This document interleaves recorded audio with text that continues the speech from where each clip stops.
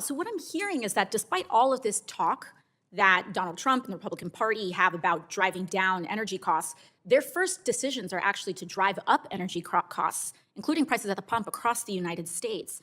And that has knock-on effects across the entire economy, right? These prices are not just contained. They're not just hiking prices on oil and gas. Oil and gas prices will then hike up prices on groceries and pretty much any good that gets transported, as well as housing and construction, correct? When energy prices rise, most Americans don't read policy papers. They look at the number on the gas pump. They look at their grocery receipt. And they ask a simple question. Who decided this was the trade-off?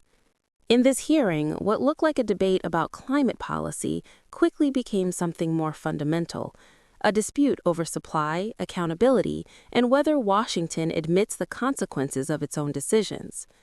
The moment wasn't loud, it wasn't chaotic, but it exposed two very different explanations for why costs have climbed and who bears responsibility for it. Was the moment she did not see coming. Alexandria Ocasio-Cortez tried to corner him on energy prices, but this veteran flipped the script and exposed the entire green agenda in front of Congress. It was sharp, it was brutal, and it was strategic. If you're tired of watching conservatives sit quietly while the left lectures America, hit subscribe right now, because this is what pushing back actually looks like. From Michigan's 10th District for 5 minutes for questions. Thank you, Mr. Chairman. Apparently, Democrat gaslighting produces zero emissions. But what does their radical agenda mean for constituents in my districts and your districts who pay more at the pump, who pay more for groceries? Folks in Southeast Michigan have experienced their jobs being extinct, being shipped to other states, being shipped to other countries because Green New Deal woke policies do not work in the real world. Let's look at this from a 30,000-foot view.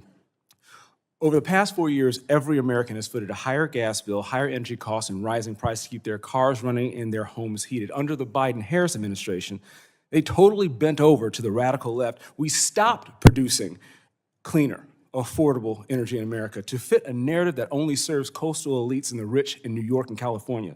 What did this lead to? Our strategic petroleum reserves hit lows we haven't seen since I was a baby. That meant U.S. relying on energy that was unclean, energy that I would note are from dictators and despots in Moscow and Beijing and Tehran. Here's the inconvenient truth for my friends on the left. Energy produced and developed here in America is cleaner, it's safer, and it doesn't threaten our national security. In fact, it bolsters it. And what's worse, relying on our adversaries for energy means American jobs go down, not up. My constituents in the Detroit area are all too familiar with this, seeing the reckless policy effects of the EV mandates.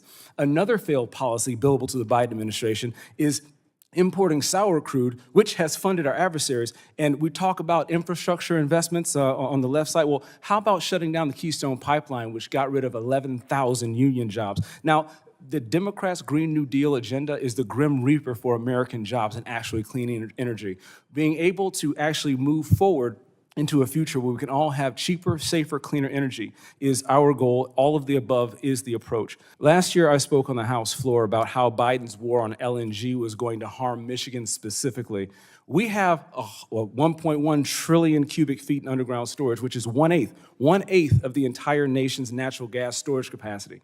Given DTE and consumers' baseload requirements that are increasing over the years versus the regulations in Michigan, we've been dealing with heavy-handed restrictions on building additional natural gas facilities and the supporting infrastructure requirements that we need to convey that safely with less power outages across the state. With a Republican House, Republican Senate, and White House, what can this Congress do to scale up natural gas as a reliable source? Again, Mr. McCown. Well, there are several things we can do. Number one is we can stop the war on fossil fuels. We can have revised permitting. We can invoke public-private partnerships, loan guarantees. Some of the very same things that have been done for the renewable industry could be done to expand our natural gas or other fossil fuel industry, too. It should be a level playing field for everybody. We all want clean air. We all want clean water. We all want to reduce pollution. But we also don't want to send our countrymen to the poorhouse trying to pay for sunshine and rainbows. Energy policy debates often sound ideological, but at their core, they are logistical. Supply, demand, permits, reserves, jobs. When those mechanics are avoided, trust erodes. And when trust erodes, it doesn't matter who's in the majority. The costs, economic and political, are paid by the public either way.